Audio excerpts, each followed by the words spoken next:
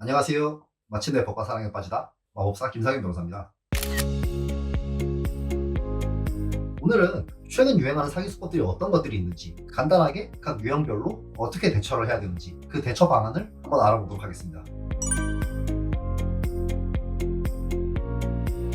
옛날부터 유행하던 가장 전통적인 방법, 바로 부동산 투자 사기입니다. 주된 방법은 마치 개발이 될 것처럼 거짓말을 하는 거죠. 다시 말해서 가치가 없는 땅을 비싸게 팔아 넘기는 수법을 말해요. 이런 사기는 우선 상대방이 누구인지는 알 수 있어요. 그런데 이 사기 유형은 진짜 사기라는 점을 증명하는 것이 쉽지가 않아요. 왜냐하면 부동산 개발 계획 같은 것들은 아예 없는 얘기들을 지어낸 것이 아니라 조금이라도 소문, 소위 이제 호재라고 하죠. 그런 것들이 있다면 수사기관에서 100% 사기다 이렇게 단정할 수는 없거든요. 옛날에는 주로 어디 산이나 임야를 비싸게 팔았는데 요즘은 이제 어디 오피스텔 그리고 지식산업센터 이런 것들을 파는 데에도 주로 활용이 됩니다. 이제 길 가다가 보시면은 실투자 1억, 월 수익 280만 원 보장 이런 문구들이 있어요. 다 보면은 이제 당일에 바로 계약금 500만 원 넣어라 이렇게 하거든요. 나중에 돌려받지도 못해요. 그래서 이거 환불 못 받냐 이런 상담 진짜 많거든요. 근데 거의 못 받는다고 보시면 됩니다. 그리고 실제로 이제 계약이 성사된 경우에는 계약을 취소하려면 소송을 해야 돼요. 민사소송. 그런데 이제 이런 사건들은 민사소송을 가면은 거의 대부분이 패소를 합니다. 왜냐하면 판매자가 어느 정도 거짓말을 할 수 있다는 것이 판례예요.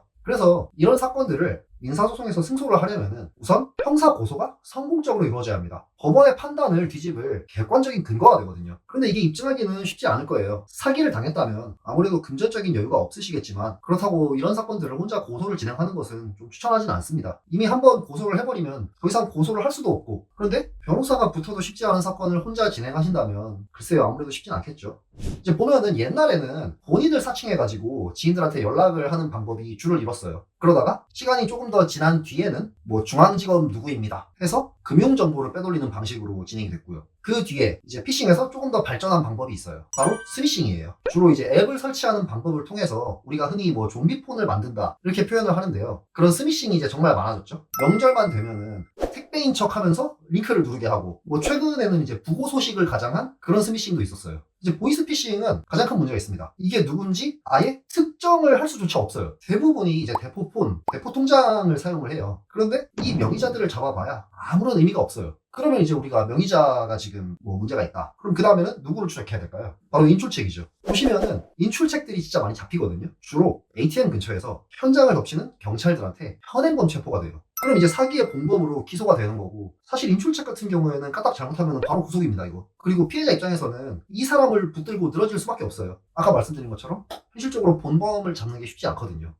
최근 한 몇 년 전부터 유행하던 사기가 바로 그래프 사기입니다. 이 그래프 사기라는 것은 투자에 관한 것을 그래프로 시각화해서 보여준다 해서 그래프 사기예요. 이 그래프 사기는 처음에는 돈을 주는 경우도 있어요. 왜냐하면 이제 믿음을 만들어야 되니까. 이제 대출 사기와도 유사한 점이 있는데요. 출금을 해야 하는데 보증금이 필요하다. 이런 명목으로 더 입금을 하도록 유도를 하는 거예요. 보면 이제 인스타 같은 SNS에도 많아요. 주로 누구누구 맘 이런 사진들을 도용을 해요. 그러면서 또 카톡 캡처 이런 걸 같이 올려요. 이러는데 정말 기가 차죠. 거기다가 더 큰 문제는 사실 아까 말씀드린 전형적인 보이스피싱은 경찰에 가서 우리가 피해 사실 신고하고 그 접수증으로 은행에 지급정지를 할 수가 있어요. 그런데 이런 신유형은 지급정지도 안 됩니다. 지급정지라도 하면은 이제 명의자에 대해서 소송하고 부당이득 반환하고 그러면은 이제 그나마 조금이라도 돈을 돌려받을 가망이 있어요. 근데 이거는 진짜 가망이 없습니다. 정말 안타까운 케이스죠.